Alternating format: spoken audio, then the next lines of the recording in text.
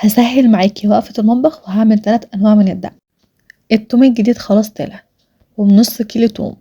هعمل معاكم النهاردة 3 انواع للدقة، هتخزنوهم وهيقعدوا معاكم طول السنة، وهيسهلوا معاكم وقفة المطبخ جدا. وكمان هنعمل بيهم بتنجان مسلوق اللي بنشتري من العربيات ده، كل تركيته. يلا بسم الله نبدأ وصفتنا. معايا هنا نص كيلو بتنجان اسود، هشيل الراس بتاعته بايدي مش بالسكينة، هقطعها بالراحة على قد ما اقدر عشان ما اكسرهاش وانا بشيلها. هكرر نفس العملية في كل البتنجان اللي عندي. بعد كده هغسله واسيبه منقوع في مية وخل لمدة 10 دقايق.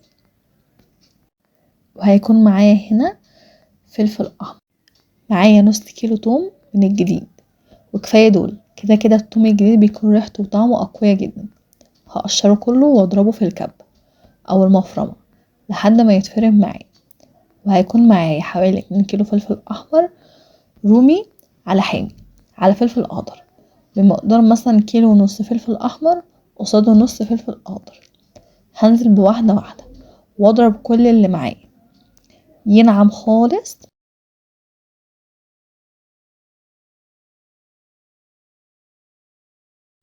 زي كده بالظبط. هبدأ انزل بقى بقية الفلفل وهقفل عليهم واضربهم تاني. بعد كده هكرر نفس العملية وهضيف الفلفل وهفضل اضرب لحد ما اخلص الكمية. بعد ما خلصتها هضيفها في بولة وهنزل عليها ب3 مكونات مشتركة معايا في ال3 انواع الدقة. هجيب نص كوب ملح على الكمية دي، هو مش مقدار ثابت، تقدري تقللي لو انت من اصحاب الضغط او بتحبوا الحاجة دلعة، وممكن نزود لو انت حابين الحاجة حادقة. انا بالنسبة لي ده مناسب. بعدها هضيف مقدار معلقتين كبار بابريكا بيخليك تسيب لون حلو. بعدها 3 معالق كبار شطة. بعد ما ضفتهم كلهم هقلب المكونات اللي ضفتها مع الدقة، وابدأ اجيب الاطباق اللي هقسم فيها. انا مش هقسم بكمية متساوية، انا هقسم على قد احتياجي من كل نوع. اول طبق هضيف فيه شوية، وده هيكون اقل طبق معايا، وانت اللي هتقدري تقرري انهي نوع منهم اللي انت محتاجاه اكتر وهتعمليه بكمية الاكبر.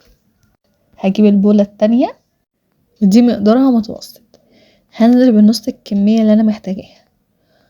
والبولة التالتة هتكون اكبر كمية، ودي اللي هستعملها في كل حاجة في الاغلب. كده هكون قسمت الكمية بتاعتي على 3 اطباق. اول طبق هضيف عليه مقدار ليمونتين او 3 ليمونات، وهشيل البذر منهم وعصرهم. وبعد ما اخلصهم هنزل بربع كوب خل، هقلب كويس جدا وابدأ ادخل على تاني نوع. وده كل اللي هضيفه فيه حاجة واحدة او حاجتين، يعني كمون وكزبرة بمقدار معلقتين من كل حاجة. وهنزل منهم شوية على النوع الاول، بس الكمية الاكتر هضيفها على النوع التاني. اما بقى النوع التالت هسيبه بنفس المكونات بدون اي اضافات.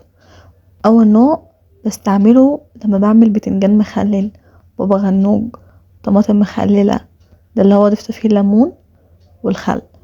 تاني نوع اللي ضفنا فيه الكزبرة، ده للسمك فقط. تالت نوع للطبخ، لطشة الملوخية، او لو النوعين التانيين خلصوا استعمل منها. خلصت يبقى كده هبدأ افرزه. هنبدأ نحطه في كيس، وممكن نستعمل اللي هي الأكياس المخصصة للتخزين، وممكن قوالب التلج.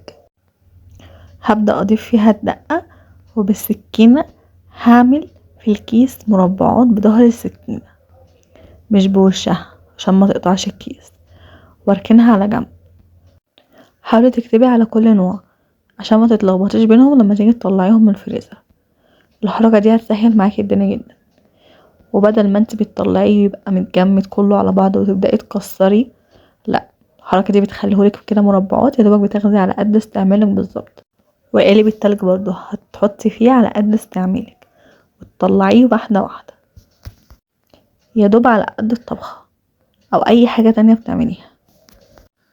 ولو هتستعمليه في كيس زي ده وخايفة لو تنيتي الكيس يبهدل الدنيا، بنفس السكينة هتسخنيها وتحطيها على الطرف اللي عايزة يلحم، هيلحم عنده على طول. هنا كنت عملت كذا كيس من كل كمية وحطيت قدام كل نوع الكيس بتاعه. هبدأ اخدهم على الفريزر وابدأ بقى اعمل البتنجان معاكم. معايا حلة فيها مية وهنزل فيها بنص بنجرايه، ده السر اللي بيدي لون خطير للبتنجان بتاع العربيات. وهنضيف عليهم معلقتين من الدقة اللي هي بالخل والليمون، وهسيبهم يغلوا براحتهم. اول لما المية تغلي هنزل بالبتنجان بعد ما غسلته كويس. بصوا انا فتحت البتنجان كده، مش هفصله ولا هفتحه للاخر، هسيبه لحد ما يستوي كويس جدا. وانت برضو حرة في درجة السوا، يعني مستوي جدا، عايزة قرمشة شوية، عايزة بين الاتنين، كامل اختيارك وبكامل ارادتك زي ما تحبي. انا هنا كان خلاص استوى معايا، هبدأ اطلعه على كده. البنجر نقل لون المية في حتة تانية، المية دي مش هنرميها هنستعملها. هبدأ اجيب كده بتنجانة بتنجانة وافتحها، وممكن نضغط عليها بالشوكة لو عايزة طعم الدقة يوصل لأعماقها من جوه. انا اكتفيت بس بان انا احط عليها من الوش كده. هاخد واحدة واحدة واعملهم بنفس الطريقة. ولو انت عاملة كمية كبيرة، المية اللي قلتلك مش هترميها، هتجيبي شوية من المية دي في علبة التلاجة وتحطيها، وتضيفي عليها شوية خل، وتظبطي الحدقية بتاعتها، تحطي عليها شوية زيت، وتنزلي بالبتنجان اللي حدقتيه زيت، هيقعد معاكي أطول مدة. غطيه وابدأي حطيه في التلاجة، طلعي منه على قد الاستعمال بالظبط. وما تنسوش الزيت طبعا والخل، بيدي لمعة حلوة جدا. انا البتنجان ده بيفتح نفسي غصب عني على اي اكل موجود، حتى لو مش عايزه اكل منه. انا كده سهلت معاكم الدقه